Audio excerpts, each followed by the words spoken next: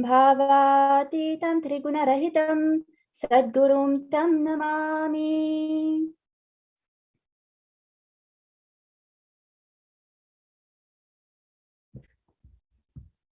Nityanandam, everybody.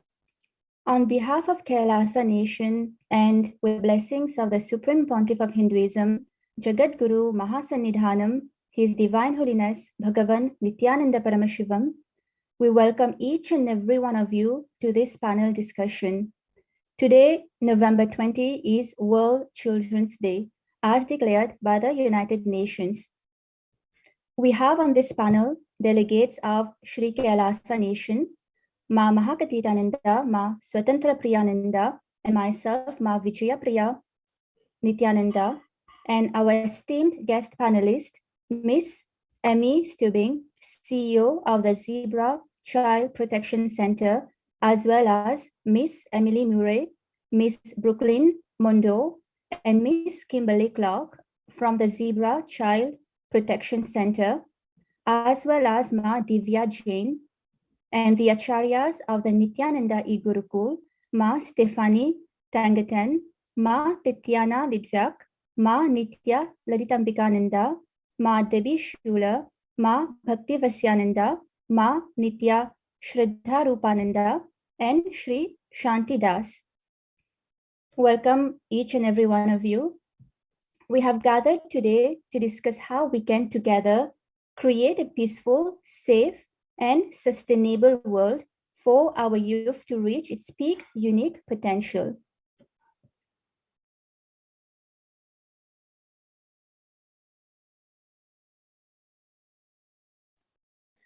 Who is the Supreme Pontiff of Hinduism, Bhagavan Nityananda Paramashivam?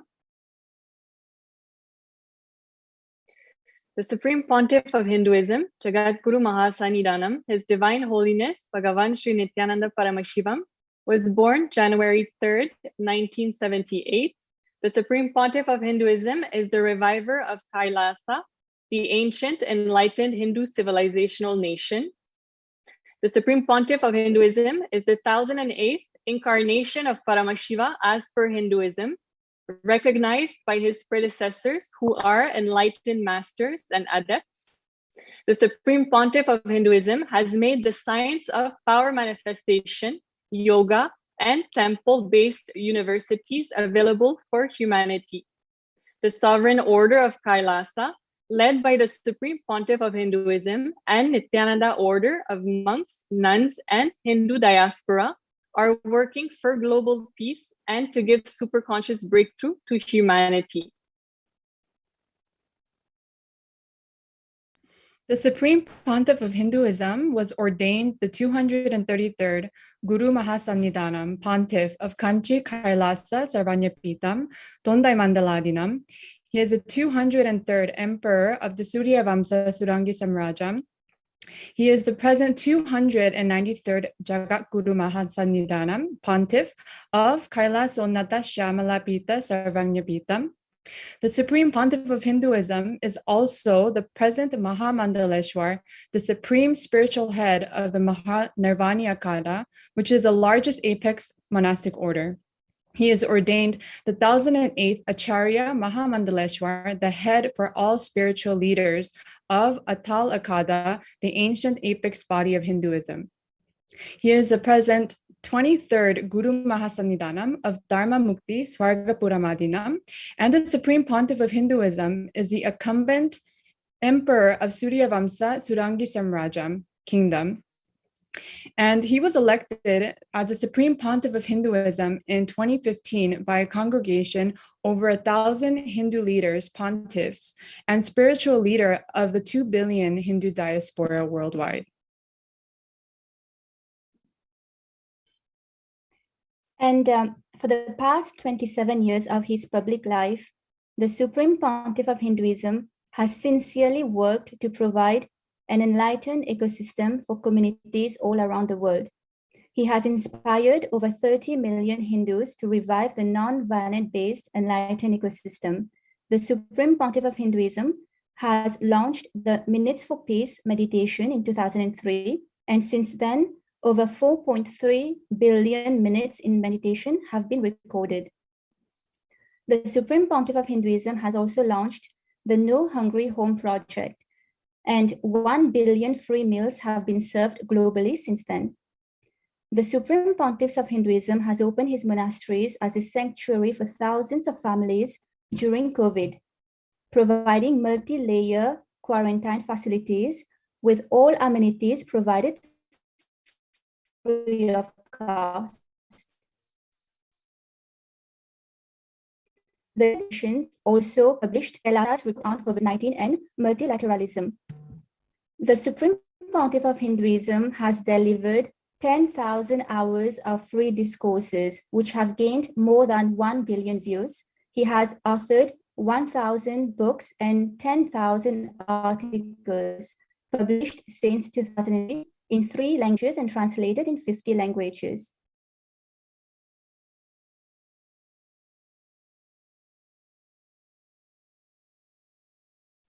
In 2003, the Supreme Pontiff of Hinduism founded the Nityananda Hindu University, the world's largest Hindu university with over 1,165 million enrollments, over 2,700 courses with over 450 extended campuses in over 150 countries, and over 10,000 hours of spiritual discourses on ancient, rare scriptural manuscripts.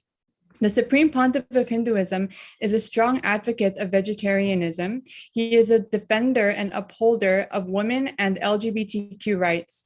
The Supreme Pontiff of Hinduism has built 11 temples in North America and 150 temples around the world, including Toronto, Los Angeles, San Jose, Seattle, Houston, St. Louis, Columbus, New Jersey, Charlotte, Phoenix, and Oklahoma. Over 10,000 free meals have been served daily, and over 250,000 programs conducted with free daily yoga and meditation classes.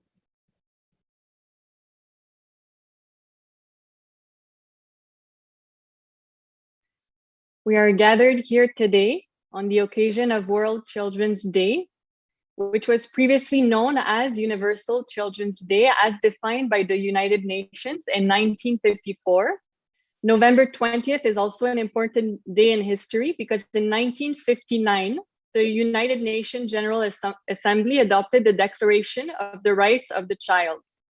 It is also on this day, November 20th, in 1989, that the Convention on the Rights of the Child was adopted by the UN General Assembly. On this day, nations all over the world, including Kailasa Nation, promote international togetherness, awareness among children worldwide, and improvement of children's welfare. And that is why today we have gathered from various parts of the world, from the United States, from Canada, France, and Switzerland, to discuss how together we can create a peaceful, safe, and sustainable future.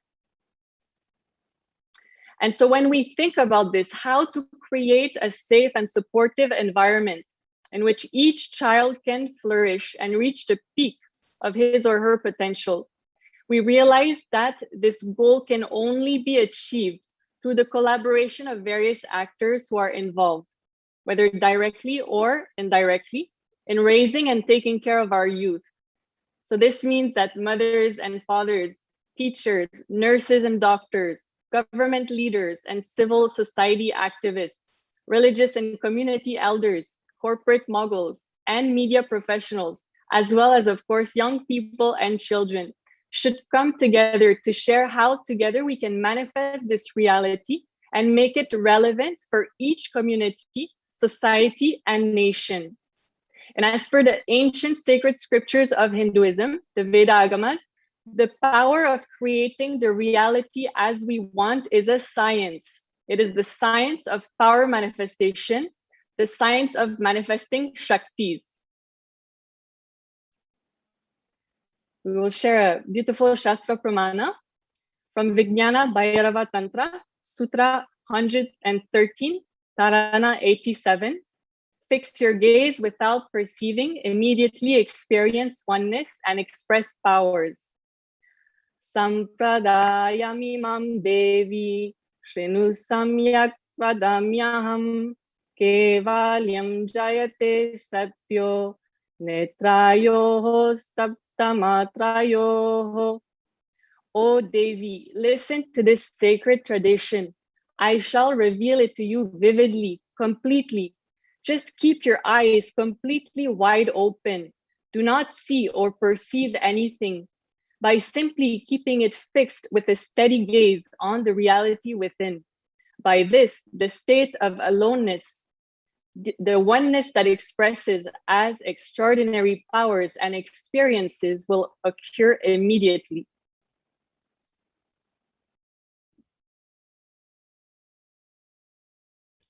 So this verse from our Hindu scriptures demonstrates how our sacred tradition carries the knowledge of the science of power manifestation, which enables us from the space of oneness with the whole to express powers and directly experience changes in our reality.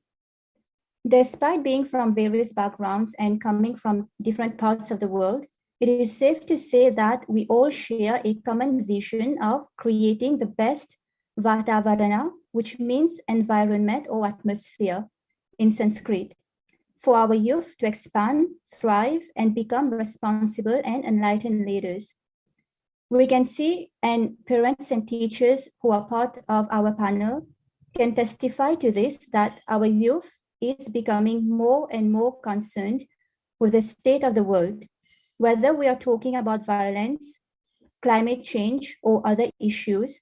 Our youth wants to be part of the solution, a peaceful and sustainable solution. This can happen through the science of power manifestation, as revealed by the sacred Hindu scriptures, the Vedas and Agamas, and revived and shared with the whole world by the Supreme Pontiff of Hinduism, Bhagavan Nityananda Paramashivam.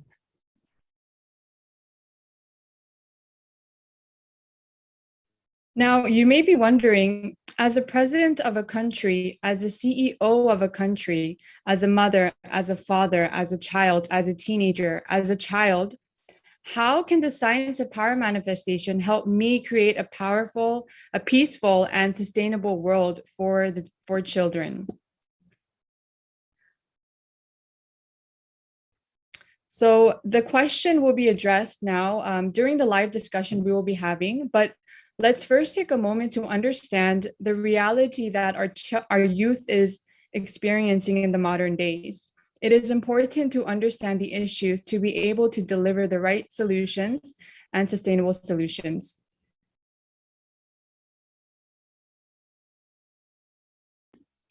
What is the state of the world today? Infanticide, which is the act of deliberately causing the death of a very young child under 1 year old.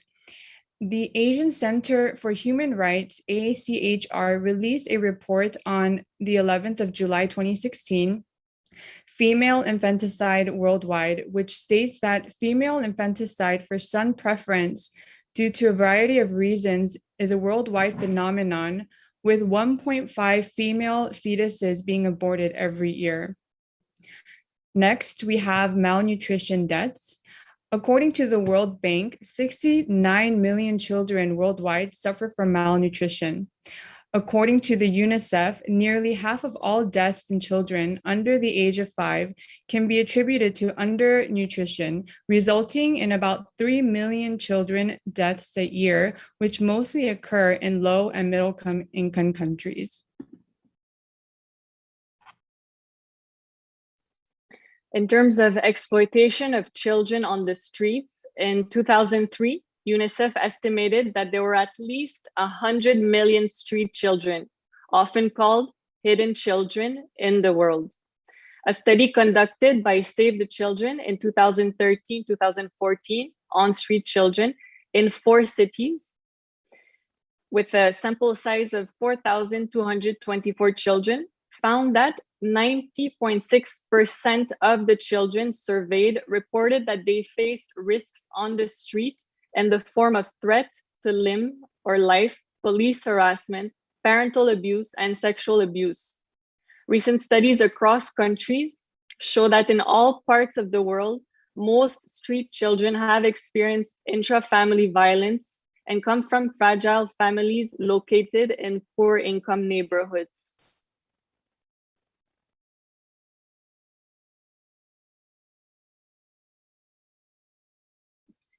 And in terms of kidnapping, trafficking in the begging industry, according to the National Human Rights Commission, up to 40,000 children are abducted in India every year, of which at least 11,000 remain untraced.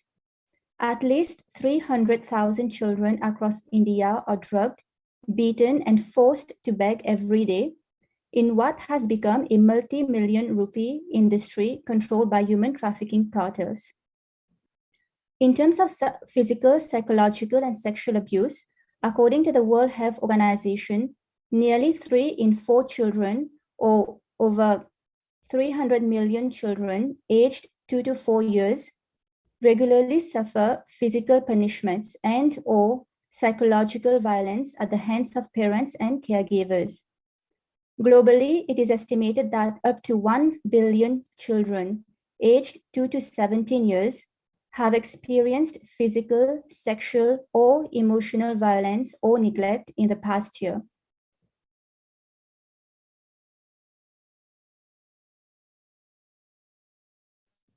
Next, lack of access to education or substandard education. According to the UNESCO Institute of Statistics, about 258 million children and youth were out of school for the year ending in 2018.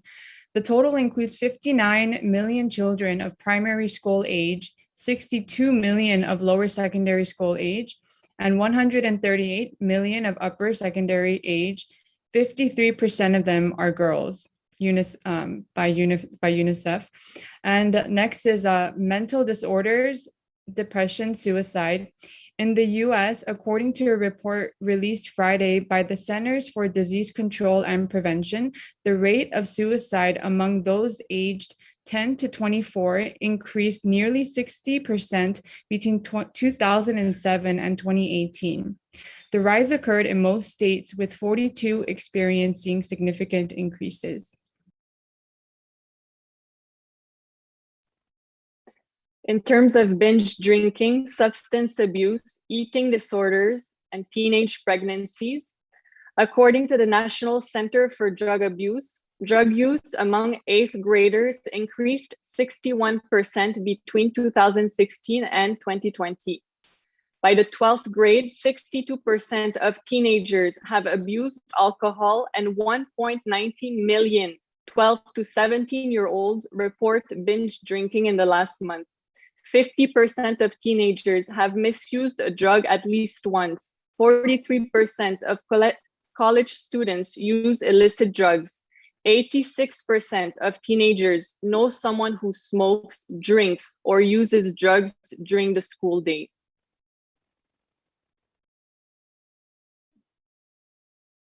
Next is cyberbullying. About 37% of our young people between the ages of 12 and 17 have been bullied online. 30% have had it happen more than once, and about half of LGBTQ+ students experience online harassment, a rate which is higher than average.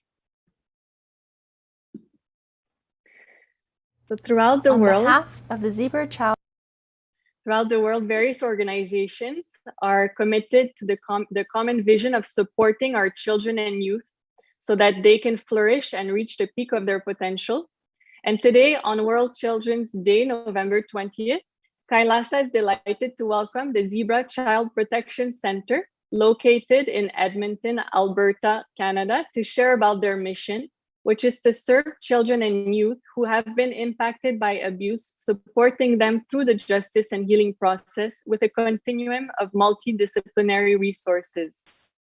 We sincerely thank Mrs. Amy Stubing, CEO of the Zebra Child Protection Center, as well as Miss Emily Murray, Miss Brooklyn Mondor, and Miss Kimberly Clark for creating this short video we're about to watch. Child Protection Center. On behalf of the Zebra Child Protection Center, we would like to express our gratitude to the Supreme Pontiff of Hinduism and Kailasa for hosting this panel discussion on World Children's Day, bringing dedicated organizations, communities, and individuals together to discuss how we can create a peaceful, safe, and sustainable future for children around the world. We look forward to learning more about Hinduism and about the authentic Hindu education system. Next, my colleagues Brooklyn Mondor and Kimberly Clark are going to share a little bit more about the Zebra Child Protection Center. Thank you. The Zebra Child Protection Center is our community's response to child abuse. Since 2002, the Zebra Center has been committed to keeping children and youth in our community safe, and we aspire to create a future where every child and youth is heard, respected, and safe from abuse. We can't do this important work without the support of our caring community members. In 2002, 2,844 children and youth shared their story in a safe place where they were heard, believed, and supported. We work closely with our multidisciplinary partners to create an individualized support plan for every brave child and youth that comes through our doors. We are committed to being with them through the investigative, judicial, and healing process. Before the Zebra Center existed, a child or youth who had experienced abuse would be interviewed at police headquarters. Each time, telling their story becomes more and more difficult. Now, there is the Zebra Center, which is a place that welcomes children, youth, and their families who have experienced abuse from the moment they step off their elevator with a child advocate, alongside every step of the way to provide support and resources. Giving children and youth a voice builds resiliency. We see it every day. Children who have experienced abuse begin to heal, and their strength shows so often through laughter echoing through the hallways, their courage as they tell their story, and even the jokes or stories they tell us while they play or color.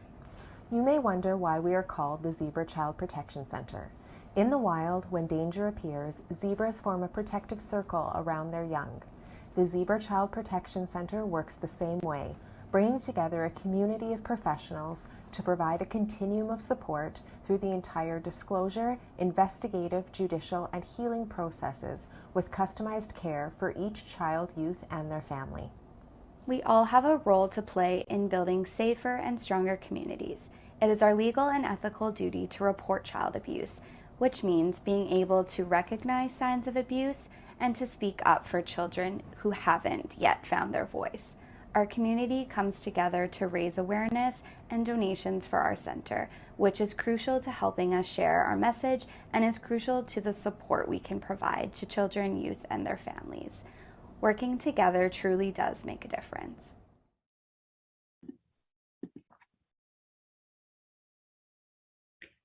Now, we must also remain aware of the many aggravating factors which can make a distressed youth tip over the edge and enter into destructive behaviors, whether to himself, herself, or to others.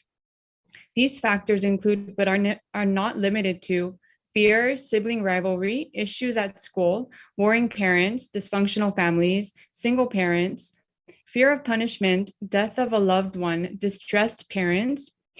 And what we have spoken about, this is not even an exhaustive list of the violence done against children worldwide, but it clearly shows that change needs to happen urgently. I've seen many times. Yes, so before entering into today's discussion with our esteemed guest panelist, we'll be watching a short video in which the Supreme Pontiff of Hinduism explains what a golden childhood truly is.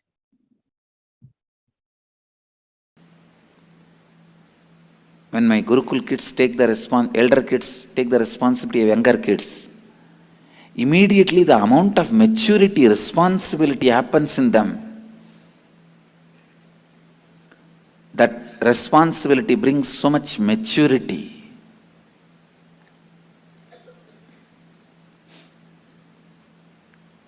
I tell you, the joyful childhood is matured childhood. You are matured, but you are in the body of a kid. That's the best life. Listen, Many people write the history of golden childhood, glimpses of a golden childhood or golden childhood. No childhood is golden because they were immature when they were in the child body. When they are matured, they are already in the adult body. I lived a most matured life in a childhood body, I tell you. I have a real golden childhood.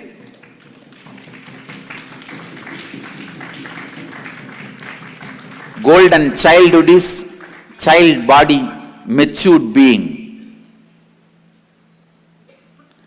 When a matured being lives in a child body, that's a golden childhood. You will be as innocent as kids, as enlightened as more than any adults.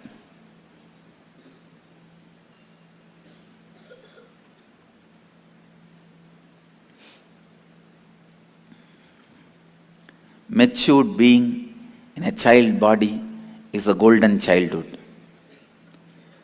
All other idea of golden childhood, look back, actually when you were a child, how were you? You were frightened about your student, your teacher, you were frightened about your hostel warden, you were frightened about your classmates, you were frightened about the bullying by other colleagues, other friends or students. Then how can you call that as a golden childhood? And you are pulled and pushed, dragged by the small desires like a candy, a toy.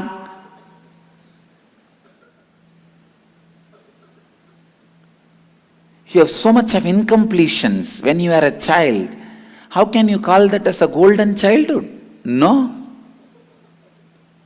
Matured being in a child body is the golden childhood. That is golden childhood. I tell you, I had golden childhood. I am giving the authentic golden childhood to my kids in the Gurukul.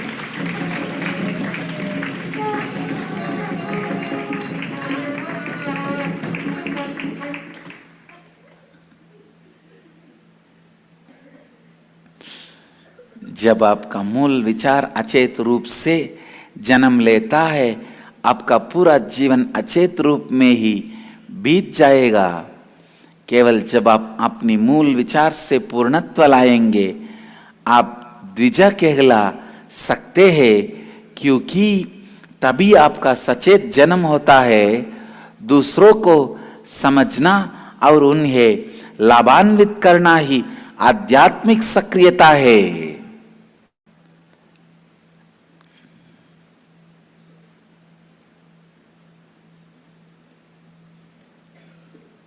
Even if you carry one powerlessness, your life cannot be called as golden. The normal kids have so many powerlessness. If you look back at your childhood, you had so many powerless moments. Then how can you call that as a golden childhood? No. It is only your fantasy. Your childhood becomes real golden childhood when it is full of powerful moments, no powerlessness. And I give this as a command to all my Gurukul kids. Understand? No powerlessness any moment of life. Okay? No powerlessness.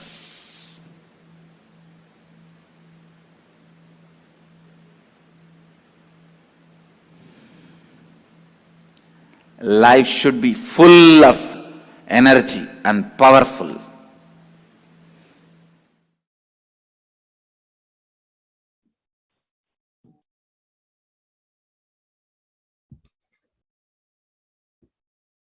Such a beautiful video.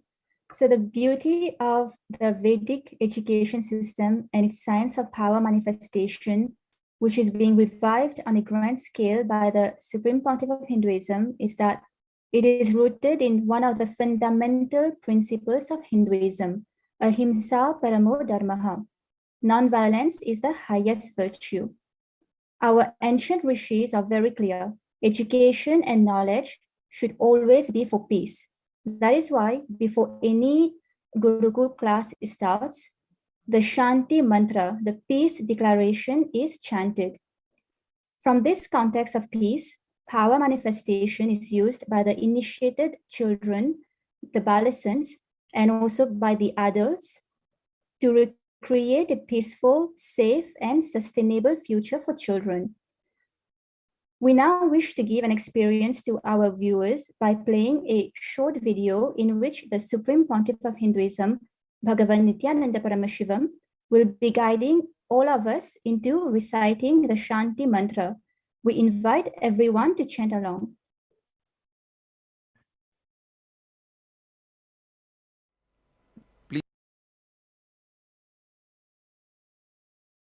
Please recite the Shanti mantra of Kathopanishad along with me. Om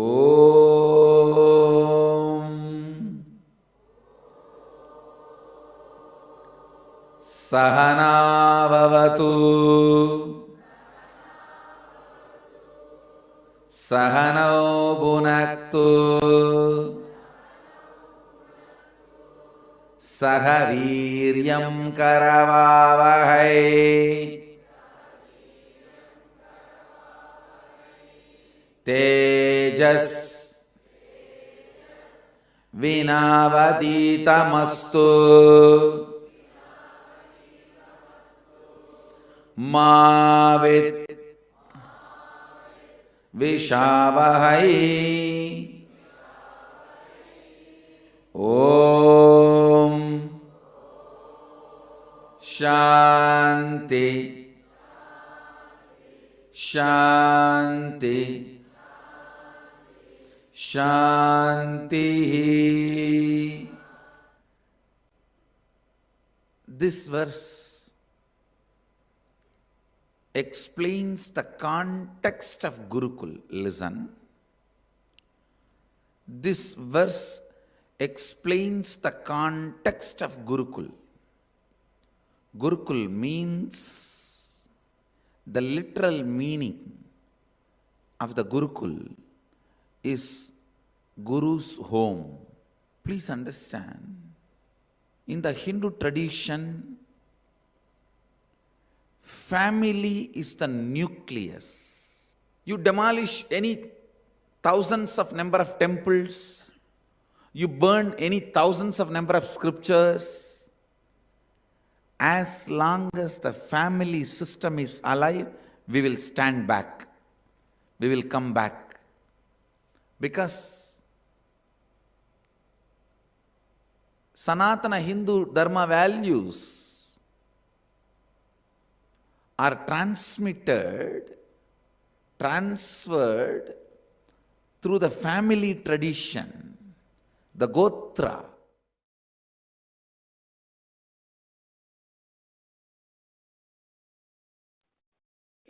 Now that we all had this amazing opportunity and blessing to recite the Shanti Mantra along with the Supreme Pontiff of Hinduism, we are going to enter into this very exciting portion of the program, which is the panel discussion.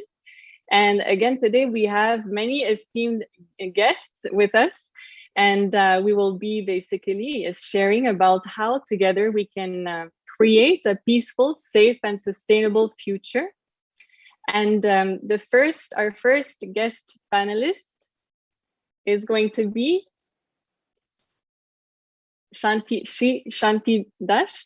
And the Supreme Pontiff defines education as, education means constantly breaking your impossibilities, making all the best possibilities manifest. So from this context, as beautifully explained by the Supreme Pontiff of Hinduism, the ancient Vedic education system is designed to awaken higher consciousness in each child, thereby leading him or her to manifest his or her highest possibility. Sri Shanti Swarup Dash, as the father of 2 children and as a Nityananda Igurukul Acharya, teacher. Could you please share and expand on the roots of the Vedic education system and share about the role of the Guru in the transmission of knowledge? Thank you, Ma. Thank you, Ma, for giving me the opportunity to be part of this discussion. Sure. As we discuss about Vedic education system, in essence, we are talking about Gurukul education system. And for time immemorial, this is the only education system that was known to Hindus till 1800s. So this education system was very much in practice about 150, 200 years ago by maybe about, if you look at India, maybe about 30% of the total population of the planet, 30 to 40% of the total population of the planet. So it is very much, it was a mainstream education system. That is how authentic it was. And in this education system, every child is given the means to achieve his or her possibilities in a very fearless way, because the essence of the education system starts with a sacred understanding of the you are the celebration of cosmos. So you are the existence that you're celebrating yourself. So there is no external thing that you have to fear about.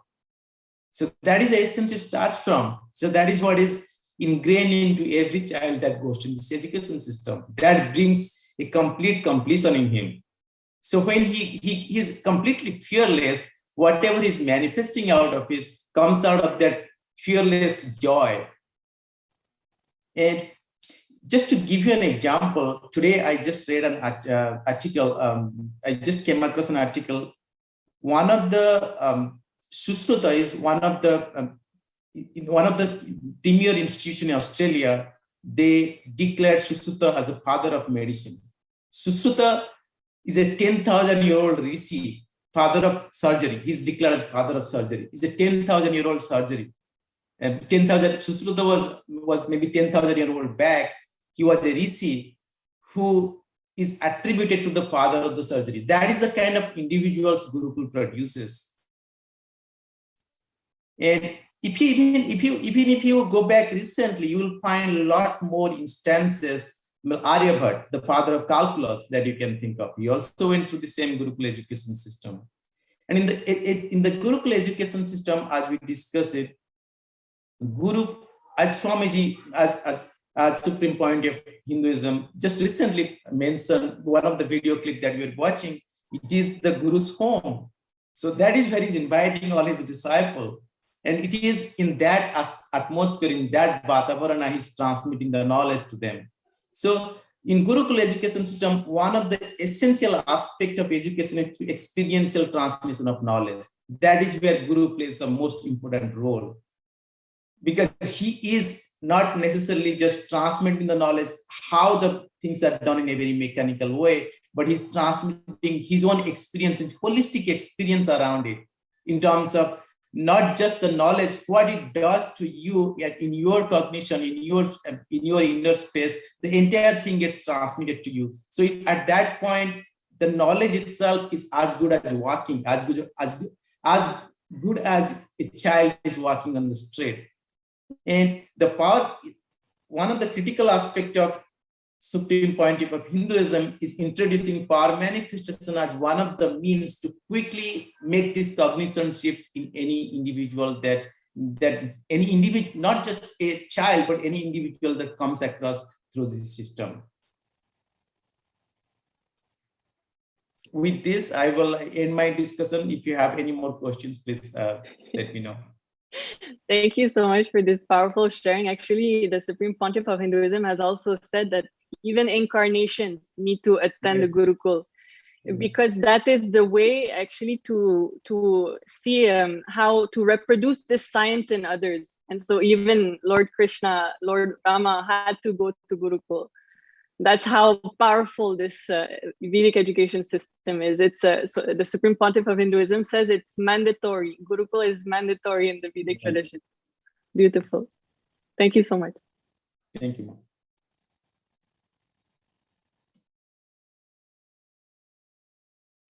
So the next question is To Ma Stephanie, the power of creating a conscious will to manifest the reality as we want is a science of Hinduism. Nityananda Ma Stephanie. So as a neurocognitive scientist from Switzerland who has done research on meditation, and as a Nityananda E. Gurukul Acharya teacher, and as a mother, could you please share how the Gurukul lifestyle is rooted in the science and how, based on scientific facts, the ancient Vedic lifestyle is necessary to create a peaceful and sustainable future? Yes, sure, Ma, Nityananda, everyone. So let's have a look at it, what happens in the Gurukul in the first place. So basically, what the Supreme Pontiff of Hinduism just also stated in the video that we just have seen, it is the home of the Guru. Who's the Guru? The Guru is the one who brings us back into the light. And being in the home of the Guru means that we are connecting with our highest potential, with the highest energy, and with the highest expression of ourselves.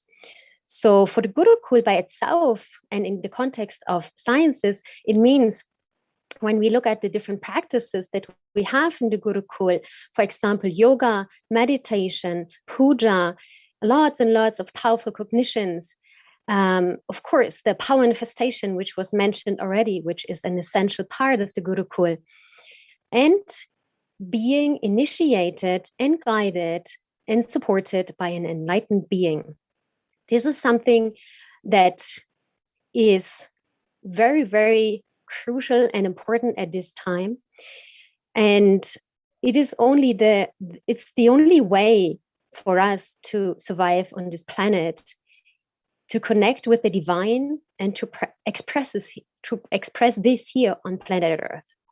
So when we look at it, what happens in the Gurukul and what it means scientifically, of course, the whole Vedic science is the oldest science on this planet. And the nowadays science is just grasping and starting to understand what this science that has been on this planet for thousands and thousands of years is capable of. So let's look at the different aspects. I mean, there is a lot of research in the yoga and meditation field out there. When you just look at the common scientific platforms like PubMed, if you search for articles, you find immediately just with the word meditation, over 8,000 articles. You find over 6,000 articles about yoga research. There is a lot out there already. And so we know already, and science have shown many times and times again that meditation and yoga is good for us, and of course also good for our kids.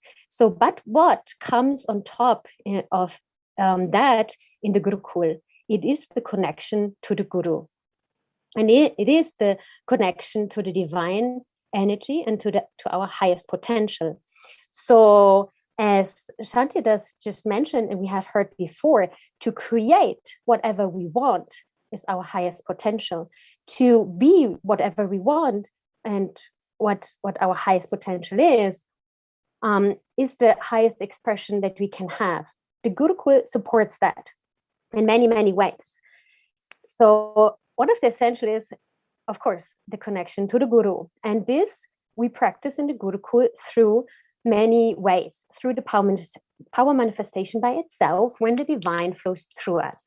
Scientifically, we would look at, of course, first of all, the body, the brain, and maybe the energetical system. And science could show that the initiation by a master leads to a huge flood of energy through the whole body and into the brain, which is the awakening of the Kundalini Shakti, the cosmic energy. When this floods the brain, all sorts of parts of the brain get awakened, and they also come into their highest or higher potential. So many parts of the brain get awakened, healing energy floods the whole body, and we come into our potential, the DNA gets awakened, and many studies have shown that also. So there has been done some research also in the programs that the Supreme Pontiff of Hinduism has conducted, the Inner Awakening programs, for example. There have been many studies and research done in that direction that it could be shown that the brain really gets activated, the DNA gets initiated and also activated more.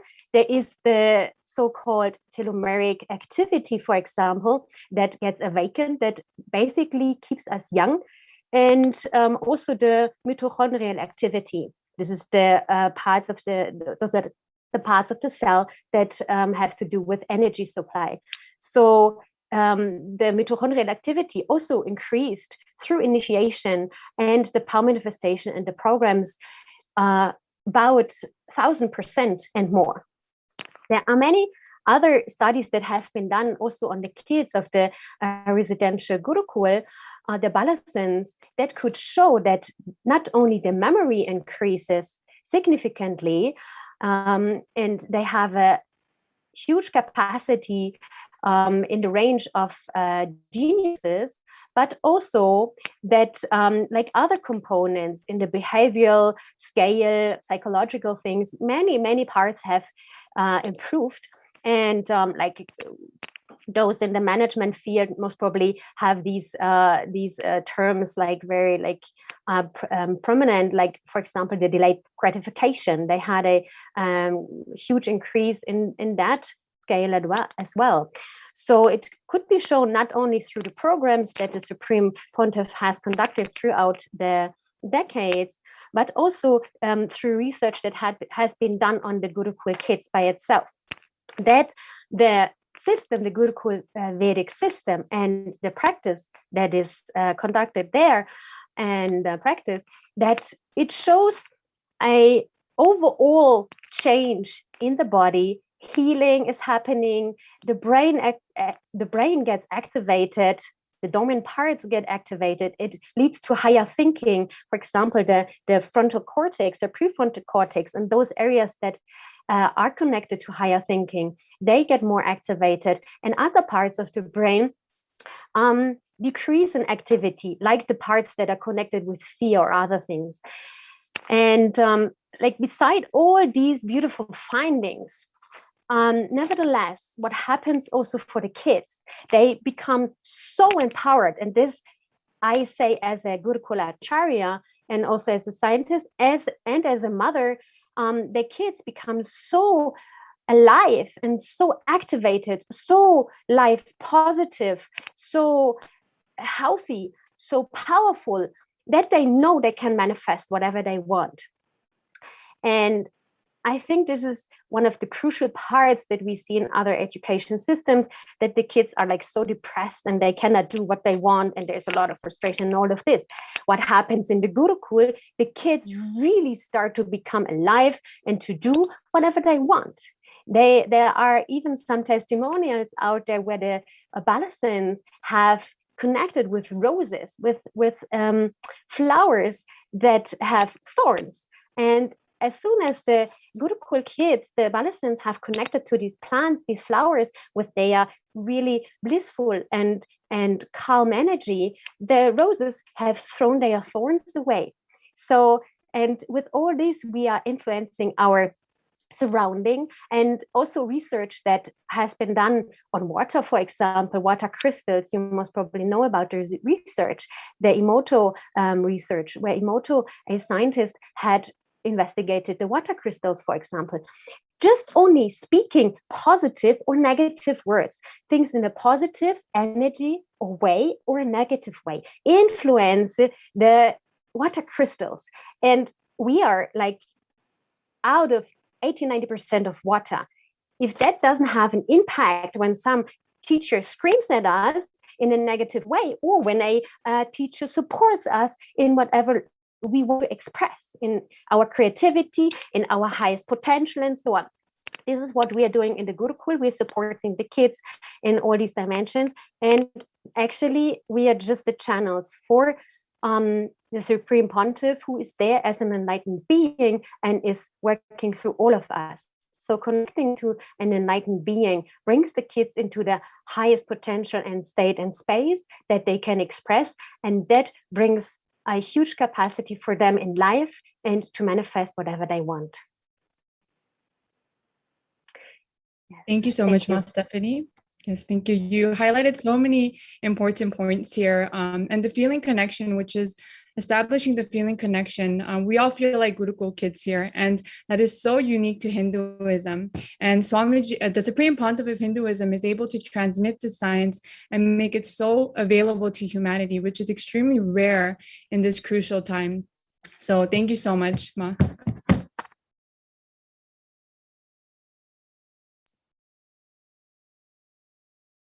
Yes. Our next question is for Ma Nityananda Ma. As a primary school teacher from Calgary, Alberta in Canada, as the Nityananda E. Gurukul Acharya, and as a mother, you have had many opportunities to witness and experiment with various education methods, and you're able to directly witness its impacts on children on a daily basis. What is, in your opinion, the importance of specialization of the Gurukul education system as opposed to generalization, and how does it impact children and the world? Nityanandam, thank you. So I'm going to continue a little bit of what Ma Stephanie spoke about when regarding specialization versus the generalization within the education system. So if we think first of all about what the Supreme Pontiff of Hinduism says, he says that it is the primary goal in the first year of every child in Gurukul is to know your Swadharma. It's to know what your purpose is, understand your uniqueness, understand how you fit with the whole, understand your flow. So once a child knows that, it's like unleashing or just allowing their potential to flow. So whatever genius is within them can express. And it's a matter of simply giving initial initiations and allowing the child to specialize in their uniqueness and sharing that with the world. Whereas if we look at something that's more generalized, a child may enter the school system not necessarily having an idea of who they are, having different ideas, and then entering a system where if it's more of an Macaulay type education system where we have like more of a product and based goal, like you need to do this, you need to do this, you need to do this. They don't necessarily have an understanding of who they are. And then that energy is blocked. The Supreme Pontiff of Hinduism relates that to being like a dam. Suddenly that energy is cut off. And so, they don't necessarily experience or express that vibrant energy, that creativity. And then what I witness as a mother is as they're going through the education system, they don't have that understanding of who they are. Suddenly they're in high school or going into university and they don't know. They don't know what to do. They don't know what's next. They don't know to turn in. They don't know that they have, that power within them, that power of manifesting. And like Swamiji says, you can update the download if you want to, manifest or create or specialize in something else. You always have that power. So I think that's why we see the depression rates, the suicide, all of that happening is because kids don't start off at the very beginning knowing who they are and knowing what their purpose is and their uniqueness and being allowed to express that.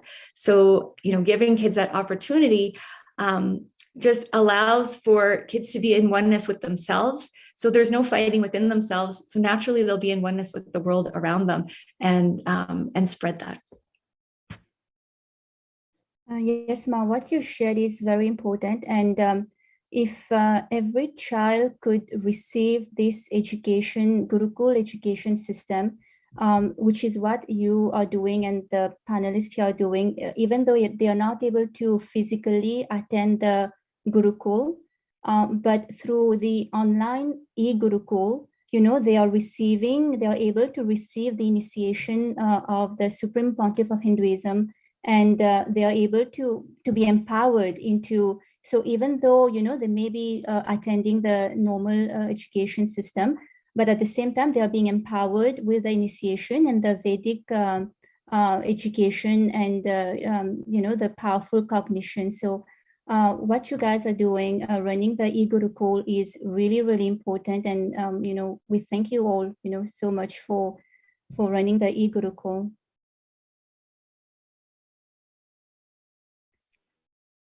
Thank you so much. I wanted to highlight also, Matitiana, you quoted one of my favorite, most beautiful quotes I feel that the Supreme Pontiff of Hinduism has shared with the world about children, how in Gurukul, the children have the freedom to explore. So it's not like a dam, like you were saying. It's the Supreme Pontiff of Hinduism says it's an embankment for the wild river. Like Mastapani was saying, the activation becomes so intense to the initiation of the Guru, and that energy is allowed to express under the guidance of the Guru, which allows the child to reach his or her highest possibility. Thank you so much. Our next question is for Ma Lalitambikananda. So one of the greatest contributions of the Supreme Pontiff of Hinduism to the world through the revival of Kailasa and the ancient Vedic education system is the science of completion and powerful cognitions. So Ma Nitya Lalitambikananda, as a devotee of the Supreme Pontiff of Hinduism for the past 5 years from Toronto, Canada, as a volunteer in daycares and community center summer youth camps with diverse communities, with children ages ranging from 4 to 18, and as a Nityananda e-Gurukul Acharya, you have directly witnessed the powerfulness expressed by children who are initiated by the Supreme Pontiff of Hinduism. So could you please share how the initiation from the Guru into the science of completion and powerful cognitions is not a luxury in today's world? As we have seen from all the statistics in the beginning, it is an absolute necessity. If you can please share your views on that. Sure. Nityanandam, everyone, and my deepest gratitude at the Divine Lotus feet of the Supreme Pontiff of Hinduism. The Macaulay system has set society to fail in the rat race which it has created. It's no coincidence that the Gurukul and the libraries of Hinduism have been attacked. The time-tested and practical solution to this is the Guru's initiation into the science of completion and powerful cognitions, which is protecting the child from collapsing, fulfilling them with powerfulness from within, thereby them not feeling the need to engage in the destructive behaviors that we've heard about today. That has actually been normalized. And cognizing that this may be happening in the world, not part of my world. And from there, creating the reality that one wants internally to externally, creating peaceful and safe, sustainable future for our youths. And one of the quotes that I want to share from the Supreme Pontiff of Hinduism is the Gurukul. There's no education, there's only initiation. Initiation means empowering you with powers and letting you play with it and letting you manifest your specialization and letting you grow and glow. There's only one thing, Shakti Nipada, that's all. Constantly, you're empowered and asked to explore. The science of completion, providing everyone involved with the right tools to maintain the right Vatavana for our youth to thrive. Therefore, creating a peaceful and sustainable future for our youths. So the science of completion can be used to complete negative emotions or blockages that you face in day-to-day life. So now we're hearing a lot about anxiety, anger, depression, boredom, laziness, even to relationship problems. So this is a practical solution. So we're in a society that I've seen is very much problem-based and not solution-based. And here with the Gurukul, we're seeing the complete opposite, being solution-based. And this is from the Vedic time-tested solutions for everyday problems. And this is very much practical for the blissful life. Taking a life positive approach to everyday issues from the initiations from the Guru, not cognizing depression, social anxieties. We're seeing self-medicated also, substance abuse. This is not a part of the child's life who has been initiated by the Guru. There's no time spent on problems, but only solution-based. What is going to take me to my highest potential? The source and resource is the same.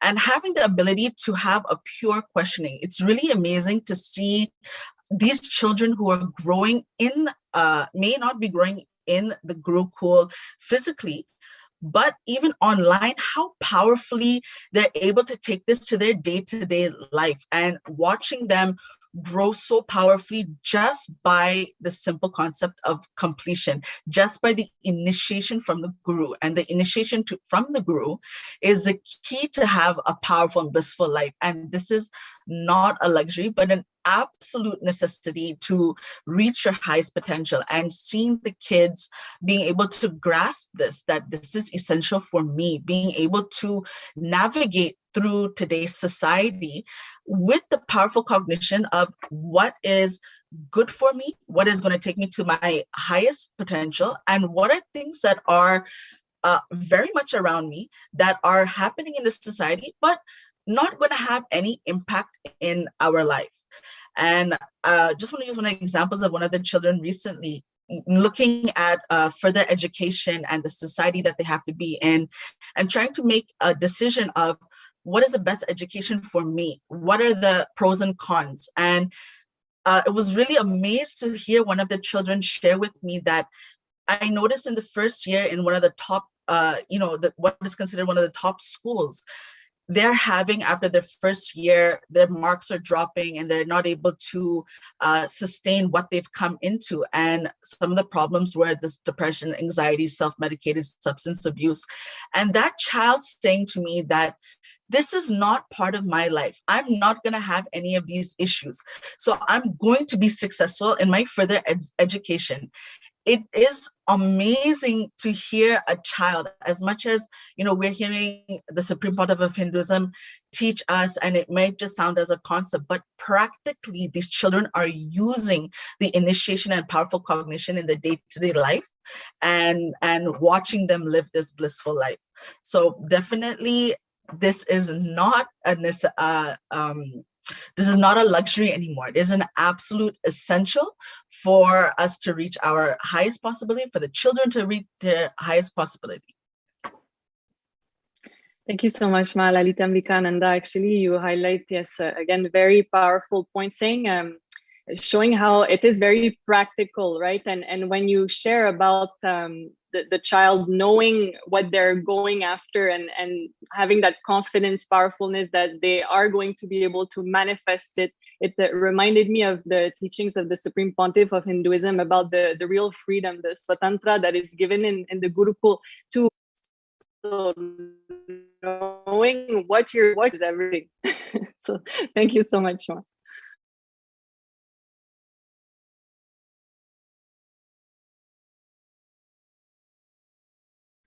So the next question for Ma Bhakti Vasya. Another unique aspect of ancient Vedic education system is a traditional 64 Vedic arts, which are integrated into the Nityananda Gurukul curriculum. Ma Nitya Bhakti Vasyananda, an ordained Nityananda Yoga Acharya from Texas, USA, educated in the deities, carving deities, doing deities in clay, or painting the deities. This is to evolve a brain, the completion, patience, will persistence, where pure consciousness can reflect and mirror the neurons can happen. And this is exactly what the children get to experience during any of these 64 Vedic art classes that the Gurukul hosts for children, such as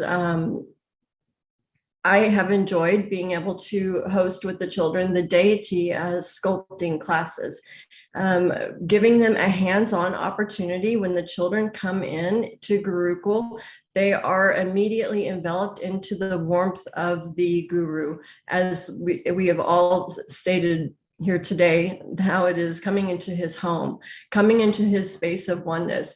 We are immediately wrapped in his hands into the most safe space in a time in society when the children are at so much troublesome risks in the outside world. The Gurukul gives them the space where they are able to come and be their most powerful and have it become actually parts of them through their creation, through the visualization that they manifest into the different Vedic arts. It actually is a constructive play that becomes the appetite for them to be the genius that they are, that they is their highest possibility. It gives such a feeling of bhakti through the children. They develop that feeling connection to the guru and to the different arts that they are manifesting powers through. The power manifestation happens during that time also.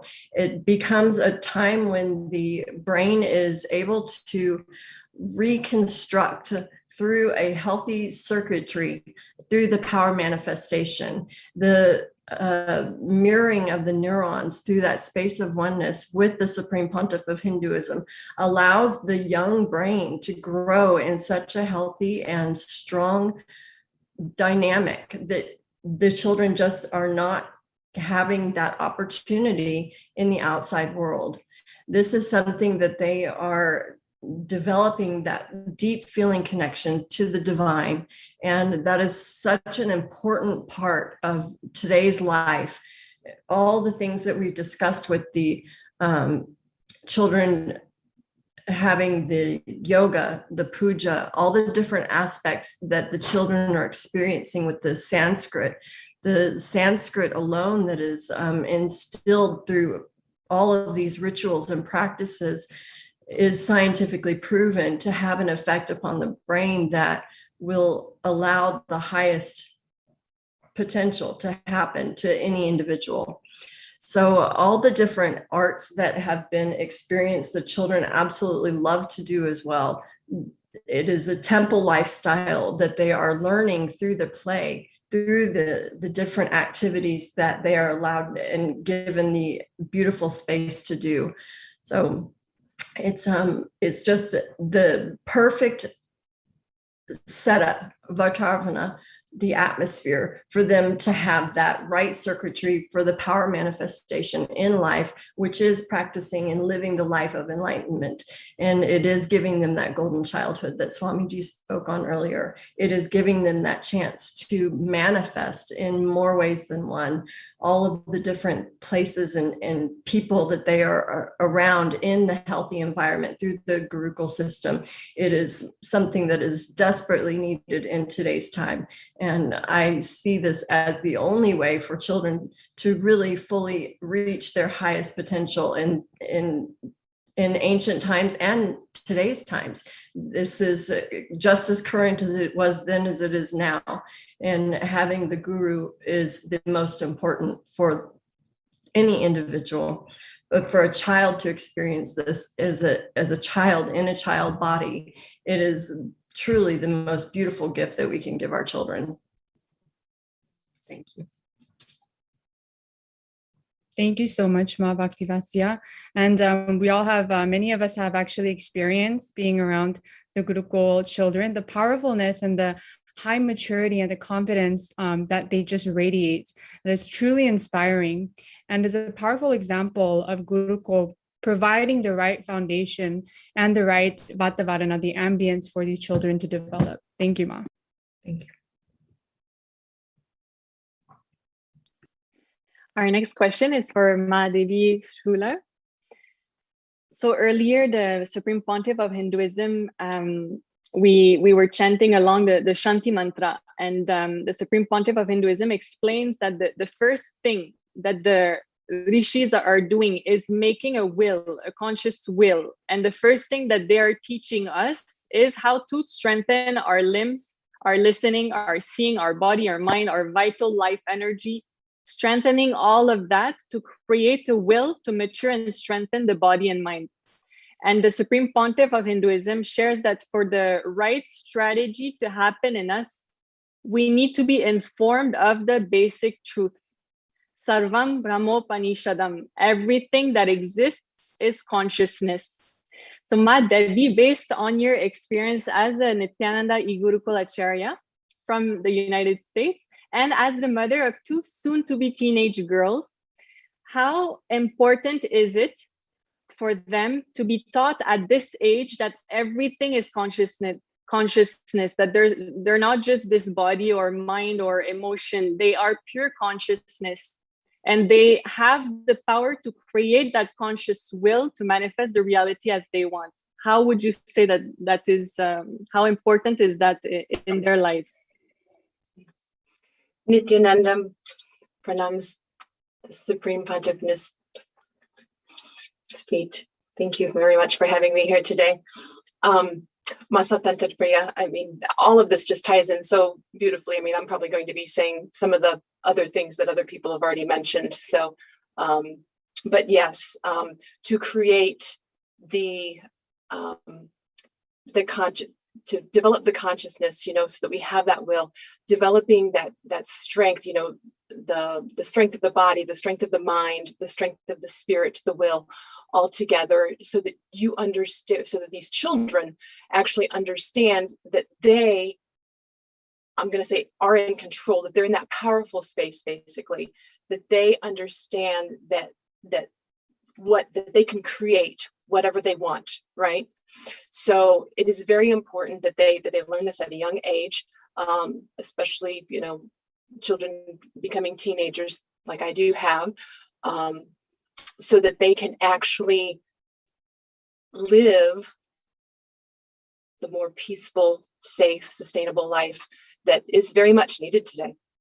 Very much. I mean, the children are bombarded with, you know, the anger, the depression, you know, the states of being the victim, bullying, I mean, the whole gamut, right? So it is very important that they actually learn how to increase their consciousness, work on the will, so that they can actually manifest, have these powerful cognitions, so that they can manifest the powers. And actually, because once you start doing that as a child, then, like Malali Tembika said, you know, it doesn't exist in her world. It doesn't exist in some of those kids' worlds. Once they start to like see how the manifesting these powers and being in that powerful state transcends them, it makes them rise above all of those other lower energy level issues on a day-to-day basis. So it's very important. You know, we do that through the puja, the yoga, you know, or, you know, anything else to strengthen the body, to strengthen the mind, you know, reading the Vedic scriptures, the chanting, you know, the list goes on and on. I mean, the Vedic arts even, you know, being creative, you know, because that's a dimension of it as well, correct? So the whole Gurukul system that the Supreme Pontiff of Hinduism has provided for society, and not just him, there are other ones as well, correct? But the whole Gurukul system is just such a beautiful, beautiful Vatavadana. I mean, I sit in on some of these classes with some of these, in the cultural classes specifically, with some of these children, and their space is just so, it's beautiful. It's just so beautiful to like sit there, because they don't think that there's anything that they can't do. So they just create, and you know, I mean, they're natural leaders. You know, I ask, you know, do you want to chant the Guru Vandanam? Do you want to chant the Purna mantra? And I mean, everybody's raising their hand. They all want to unmute, and I mean, it's just beautiful. So thank you so much, Man. I wanted to highlight a beautiful point. You're saying that often, you know, children, teenagers are stuck, not just them, adults as well, stuck in this victim mentality, right? But correct. When we have that right knowledge, the Supreme Pontiff of Hinduism says right knowledge is liberation. When we have that right knowledge that everything is pure consciousness, then it actually makes us become so responsible. I am responsible for everything that happens within me, everything that happens around me, and I can create the reality as I want it. So true, so true, so true. Yes, they take it and they just run. Yeah, I just want to add one more point. I have two boys, one is 17, one is 12. So the one thing that when you think that you are a consciousness, I don't know, Gurukul, what Swamiji's power manifestation, firsthand I have, as part of a Gurukul teacher, Acharya, I have noticed is what it does is it makes it easier for a child going through that process to block the inherited desire. So you do not inherit somebody else's desire. It becomes in the e-Gurukul Bhatavarana, it becomes very easy to communicate with them in that language, in the language of consciousness. So once they get a click of a power manifestation mark, then it kind of things starts shifting in a very different way.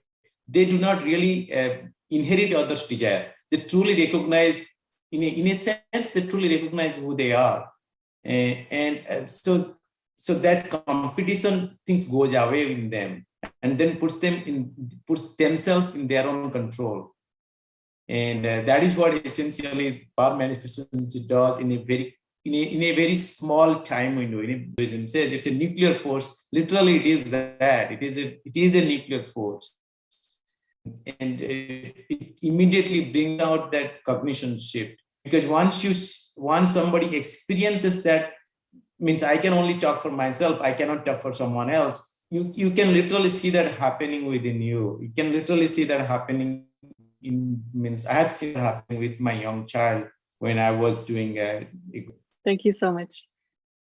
Thank you. And our next question is for Ma Shraddha Rupa, Nityananda Ma. So when we look at the state of the world today and what children around the world are going through, as how we've seen in the previous slides, we understand that we need to find a sustainable solution that will eliminate the issues at the roots. So in this context, the Supreme Pontiff of Hinduism is reviving the science of enlightened pregnancy. So Ma Shraddha Rupa, as a certified psychologist, a former Montessori educator who worked with children ranging from the age of 3 to 6 years, and as the House of Representative of the Nityananda Sangha in France, as Gurukul Acharya and soon-to-be mother, could you share about the importance of the work of the Supreme Pontiff of Hinduism is doing in this regard, not just for Hindus, but also for the whole humanity? Nityanandam, everyone. First of all, I want to thank you for inviting me to this panel. I am very excited. Thank you so much to all the panelists. It was very, very inspiring. So first of all, I'm going to talk and share my experience about enlightened pregnancy. I am 6 months pregnant now. And the first thing I want to share is that for some women, it can be difficult to become pregnant. And it was my case.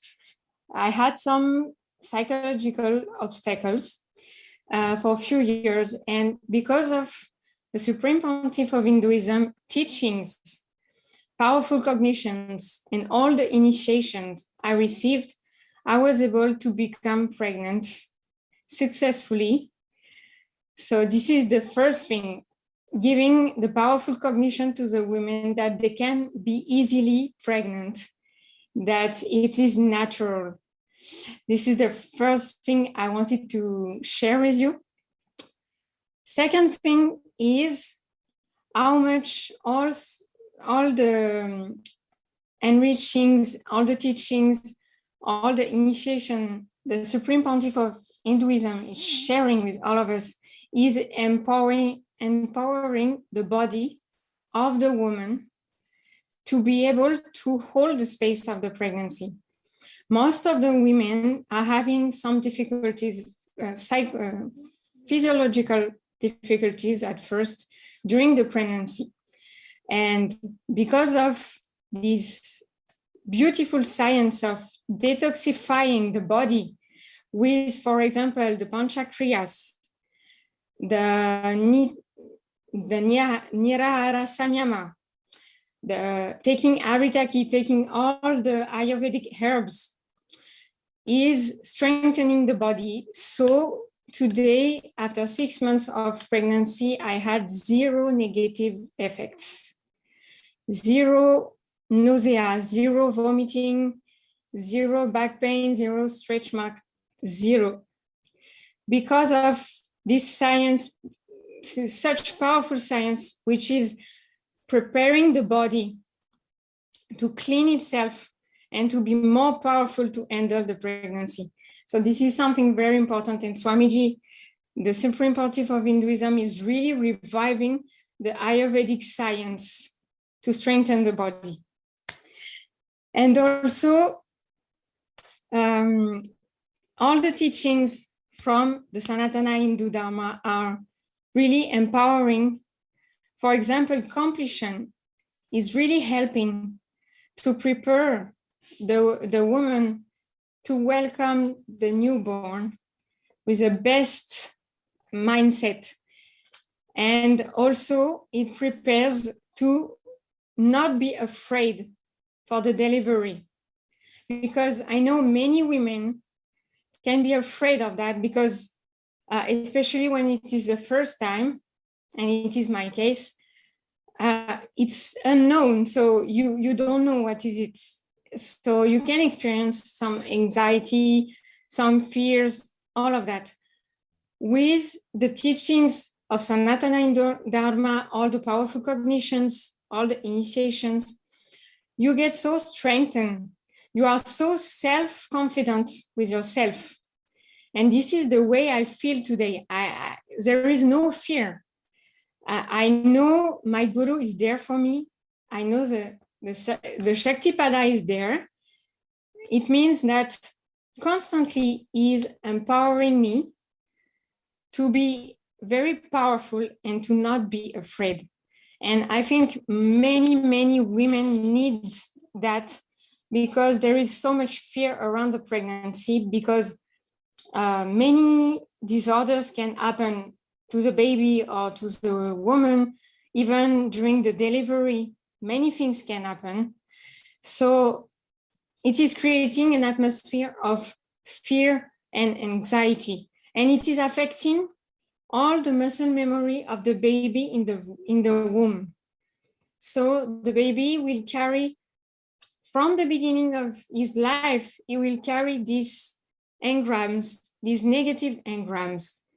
And all the science of enlightened pregnancy, Swamiji is reviving, the Supreme Pontiff of Hinduism is reviving, is really helping for the baby to have the best Vatavarana, the best ambience from the beginning itself. And when we have the best Vatavarana from the beginning, after we are so complete that we will be so powerful and we will just manifest our lives. And we will not have to do all that we have to do as adults today, like completing all the patterns, all the root patterns and everything.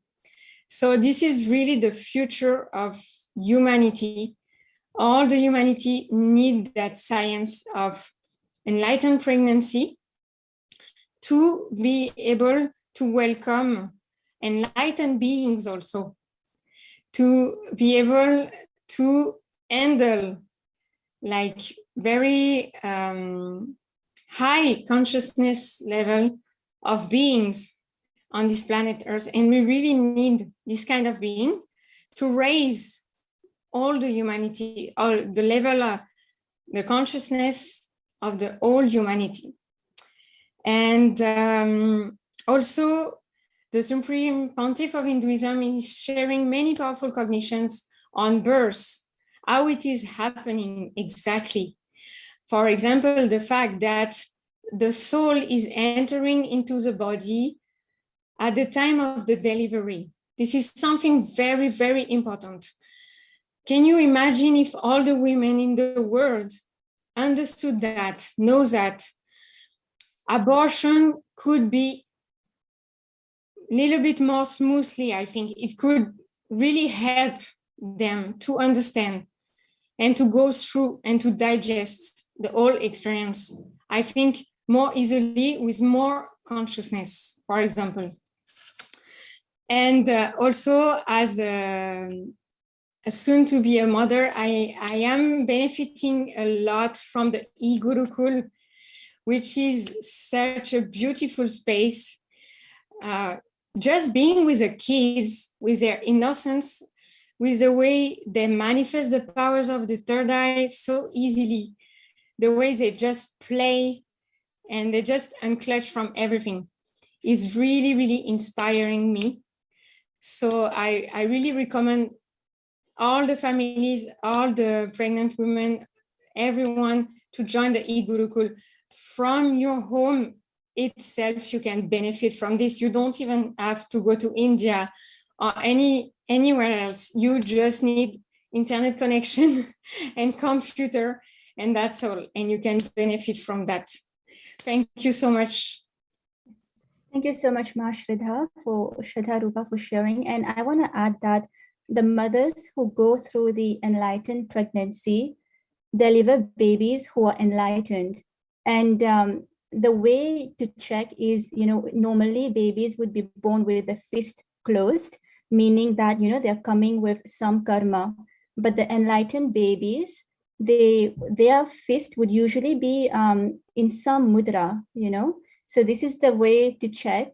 And the enlightened pregnancy is actually something extremely rare because the initiations and the processes that the mother goes through can only be given by an avatar. And the last avatar, Purna avatar, that happened was Lord Shri Krishna 5,000 years ago. And now we have the Supreme Pontiff of Hinduism, Sri Nityananda Paramashivam. So it's extremely rare to have the enlightened pregnancy.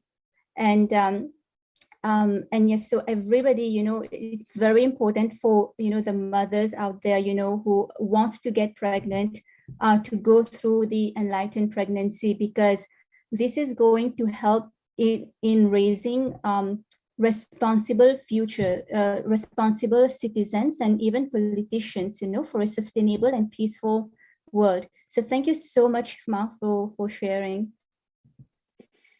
And our last panelist, she wasn't able to make it live today, but she has shared with us a beautiful video. And we would like to thank her, Ma Divya Jain, for taking part in Kailasa's live panel on World Children's Day. Ma Divya Jain is a biotechnologist and the mother of 2 young girls. She converted to Christianity in 2013 and came back to Sanatana Hindu Dharma in 2020. And so we have asked the following question to Ma Divya. Based on your experience and what has been shared today, what is the importance of the revival work of the Supreme Pontiff of Hinduism through Kailasa, and how can the Hindu education system and the Hindu ecosystem as a whole be the solution for a peaceful and sustainable future for children and the world at large? So we will now be listening to Ma Divya's sharing. Next slide. Nityanandam, everyone. I think a practical example can be the best example. Let me start with my experience of eating unhealthy food, and because of which I developed bloating and gastritis and many other problems. I decided to go on greens, salads, native grains, lot of water, eating and chewing my food properly. All of it helped in subsiding my problems of gastritis and bloating. But due to the routine, I went back to unhealthy habits of eating, and eventually all the problems came back. Then I decided to revive the healthy eating habit. So the combination of knowledge and direct experience is the most powerful thing. Similarly, as the healthy food is needed for body, for soul and mind, we need knowledge. Knowledge is the most powerful food for soul and mind. The healthy education of Gurukul needs to be revived, as it teaches moral ethics and practical implementation. The knowledge is directly taken out from Shastras, and that is what is being taught at Gurukuls. The Shastras as Ved, Upaved, Upanishad, Aranyakas, Brahmanas, etc. So if this knowledge is being taught, that becomes most practical and most efficient solution to create great human being by inculcating the good knowledge for the mind, body and soul, and that creates a great society and a great asset to humanity.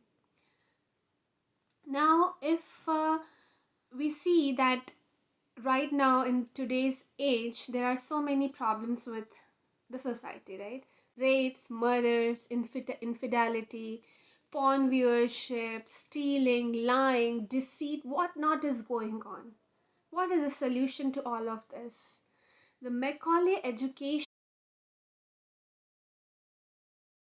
it is not based out of Shastra, it's not based on Shastra education, and that is what it lacks. It lacks the truth, it lacks that cosmic truth, the cosmic principle, and that is why it is failing. It is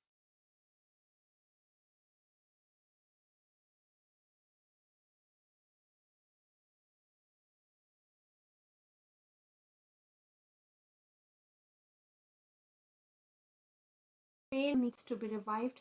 The trading of Hindu ecosystem, where all the Hindus are involved and they're doing trades with each other, or in other formats like education, living, it needs to be Shastra based, and then only that we will be able to revive the beautiful humanity or the higher consciousness of the humanity that we want or that we are striving for.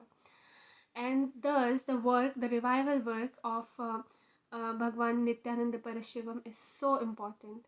And with this video, I want to thank and take an opportunity to thank you, Kailasa, for inviting me on this panel. This is Divya Jain.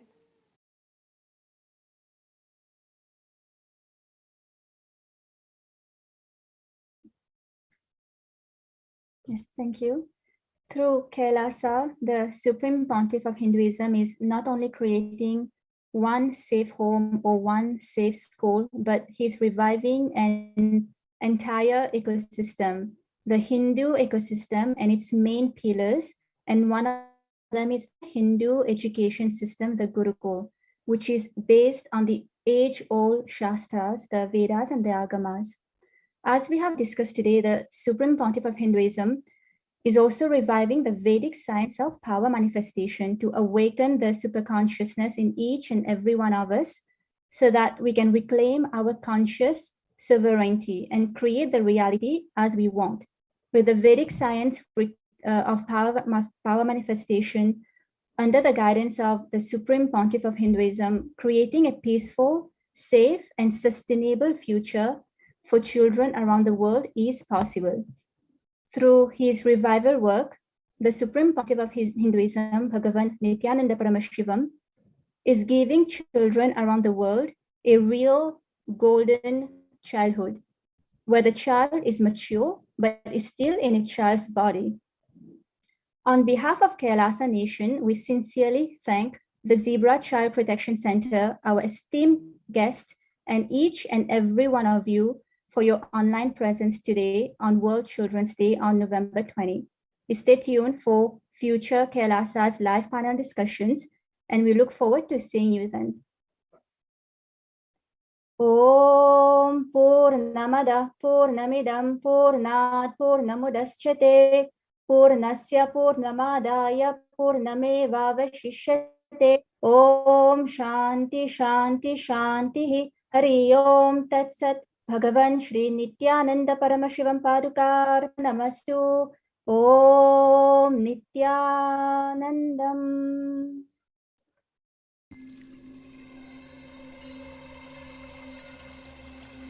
I welcome you all with my love.